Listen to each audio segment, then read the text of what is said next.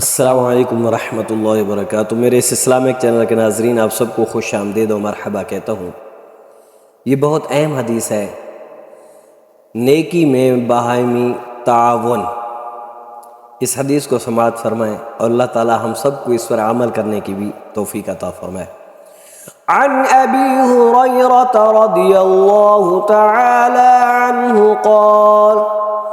قال رسول الله صلى الله عليه وآله وسلم رحم الله رجلا قام من الليل فصلى وأيقظ امرأته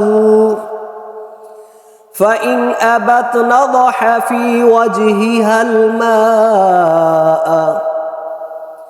آئیے اس کا ترجمہ سماعت فرمائیں۔ میرے آقا امام الانبیاء رسول اللہ صلی اللہ علیہ وآلہ وسلم نے ارشاد فرمایا، اللہ تعالیٰ اس بندے پر رحم فرمائے جو رات کو اٹھ کر نماز یعنی نوافل پڑھتا ہے، تہجد کی نماز پڑھتا ہے اور اپنی بیویوں کو بھی جگاتا ہے۔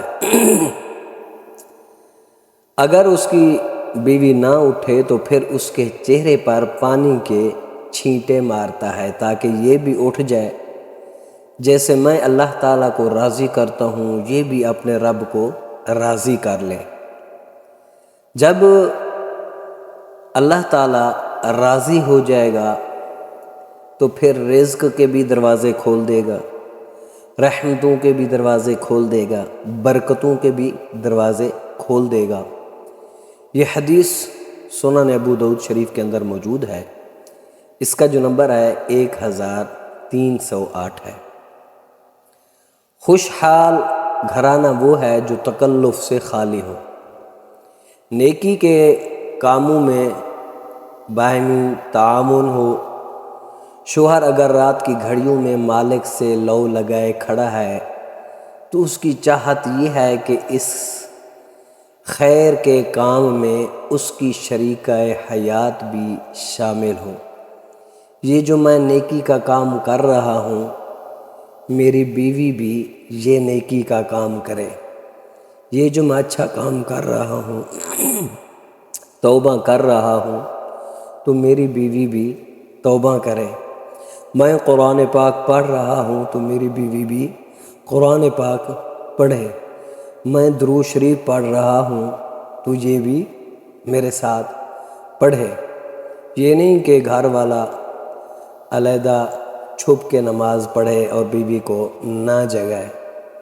ہو سکتا ہے پھر قیامت کے دن اس سے سوال ہو کہ تم خود پڑھتے تھے، نہ اپنی بیوی کو جگاتے نہ بچوں کو جگاتے۔ ہو سکتا کہ وہ بھی آپ کے ساتھ پڑھتے، تو اس لیے سوال ہوگا۔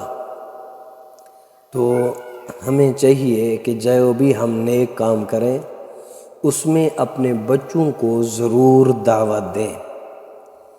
تو جو ایسے گھر ہوتے ہیں جس میں نیکی کے کام بڑھ چڑھ کر ہوتے ہیں، اللہ تعالیٰ بھی راضی ہوتا ہے، اللہ کا رسول بھی راضی ہوتا ہے، اور پھر اس گھر میں اللہ تعالیٰ کی رحمتوں کا نزول، برکتوں کا نزول ہوتا ہے، اور رزق میں اللہ رب العالمین برکتیں عطا فرماتا ہے۔